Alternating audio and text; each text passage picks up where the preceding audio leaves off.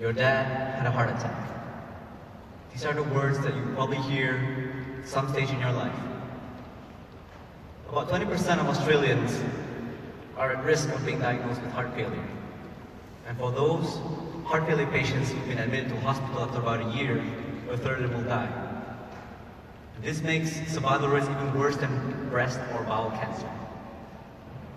And yet, we do not know too much about the disease. Not too long ago, my dad was also becoming a heart failure patient. And for him, his heart was only functioning for about 50%. And to maintain that 50%, he has to take a lot of drugs and sustain a lot of hours waiting at a hospital to see a specialist. Now, about 6 months ago, his stress gave in to him. He collapsed and he got admitted to hospital. And I thought to myself, being so far away from my dad, what can I do as a person here to look after him? Well, we have our phones, right? And our phones are more powerful than we imagine. What if I can actually monitor his vitals 10,000 kilometers away from him?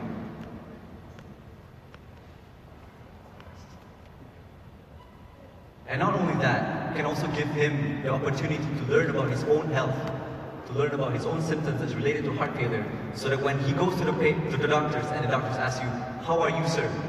you can say, "Well, doctor, here's my data. Here's how I've been for the last month or so." And hopefully with an engaged patient and physician, we can actually gather and hopefully fight and stop any kind of heart disease before we become an emergency situation. We plan to do this with an application. So this is our concept. Take, for example, Chris is our heart failure patient for today. You see that his vitals are positive. Well, you see two abnormal elevated heart rates there, right? But you can also add in, for example, at 8 p.m., he might be standing in front of a crowd of, 100 people, 120 people.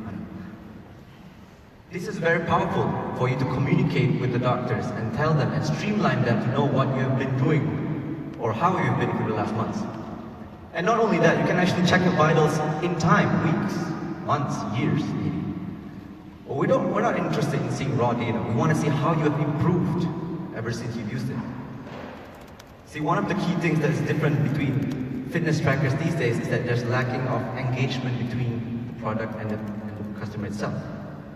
So we're planning to do a new segment called the Discover New Routines. Everyone has a habit or a new routine that they want to set up for. So for example, you can actually use social incentives and see how people are trying to change their lifestyle, and for you can improve yourself as well. So it's not just a self-tracking service, it's a self-improving service. So take, for example, you want to stop smoking. This is probably one of the reasons why my dad was a heart failure patient in the first place. Had he known that if he stopped smoking, he can actually see that his vitals are actually improving in that time, he would be willing to change. That curiosity is the one that drives that change. The data that we use will be collected and shared with the doctors and possibly also with health insurers for lower premiums. And this is possibly our business model. Give out free hardware for a subscription service. Now, in terms of acute, any kind of emergency events, let's say, for example, if Chris is having a bad day, you will see that his resting heart rate or his vitals are all in the negative. And on top of that, he's been having this elevated heart rate ever since 6 p.m., even though he's just standing there. And sometimes people don't even realize that these things are happening. But you can actually use this with the wearable technology. We should shift and change and hopefully see if perceive how good of a value these wearables are. And not only that, you can also see your medication history. And hopefully that will also do very good for the physicians. And again, you can also control who can actually look at your monitoring, your vitals. So for example, I can look at my dad's 10,000 kilometers away.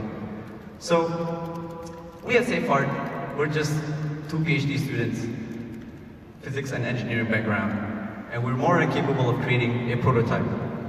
And that's what we need the money for. We need the heart rate monitor to be simple, sophisticated, and so that we can actually get data collection. That's the main motive now. Yeah, so that's more about it. So, thank you.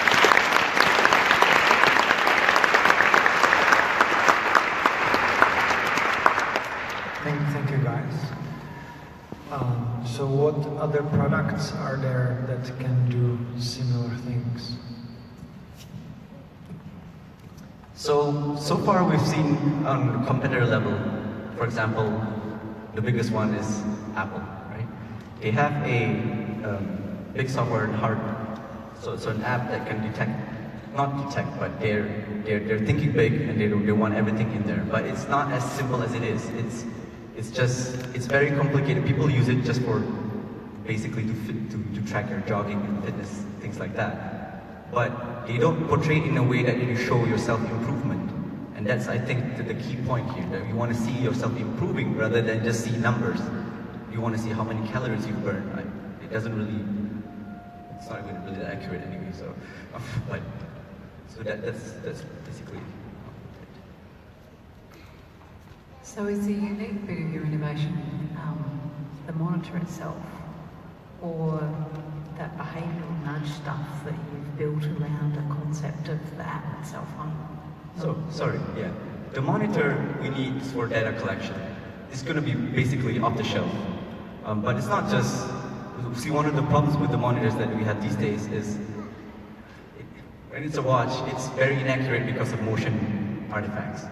So what we're trying to create here is something that's closely more to clinical grade, so that that thing doesn't change. And because we're actually aiming firsthand for people who are a bit senior and older, we don't want it to be too sophisticated. You know, my grandmother can't even find a button on the remote. We want it to be very simple, right? So the innovation is basically the analytics of those data, showing the people what they can do by knowing their vitals for however long time. That's it. Just on that point, most heart attack victims are older and they are quite stubborn, having dealt with one myself. How do you encourage that engagement? They know what's good for them, but they're not necessarily going to do it. So how do you encourage that? That's quite a tough one. All we can do is ask. So we're trying to engage sort of a way that we can actually, because we know, so for example, if I was a customer for this, I would definitely get one from my dad, just because I know he could have been complying to those drugs, but because he was too attached to his job, he didn't do it. No one reminded him of it. And now we're living in a day and age where we don't have time, or we lack time, or we're always busy somehow. So this is one way that we can actually do it by using our phones. I guess my question is about how have you engaged with clinicians, cardiologists, and what sort of advice have you got back from them? And also the Heart Foundation. The Heart Foundation is a huge advocacy organisation and would be a great source of research around where advances are for treating heart disease. So what have you engaged with those organisations? So the first off, we were actually really looking for people with specialists in cardiologists and things like this. But just the first instance is very difficult to get in touch with a doctor. that's the first one. But we managed to do it. I got in touch with, for example, Professor Beckley from Chronic Care, and he also gave me advice that's actually really powerful to empower the patient first, so that you can build that community that helps. It's community health, it's community medicine, basically. So, yeah. Can you share something about pricing, cost, business model? Right. So, I don't have anything up there, but basically what we're trying to do, we're giving out this hardware for free, right? So, and it's going to be a subscription base. It's going to be for free for the first, but you have to tie in for 3 months at least. And we're going to charge $10 a month. It'll basically cover the cost of the heart rate monitor itself. So it's basically you're getting a heart rate monitor for $30. That's basically it. And after that, you're free to use it. If you wish not to be in the subscription service anymore, you're free to use the heart rate monitor as you are, but with limited services. So for example, you can't let your children or offspring take care of you, and you can't track your habits or your routines. That's basically it.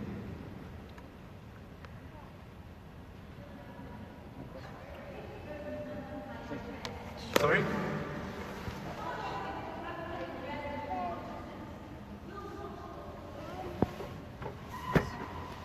Well, it's not gonna start, it's a long way for us to go into therapeutic or diagnostic, sorry? Sorry. Thank you for your time. Time I is didn't very realize. close. Sorry,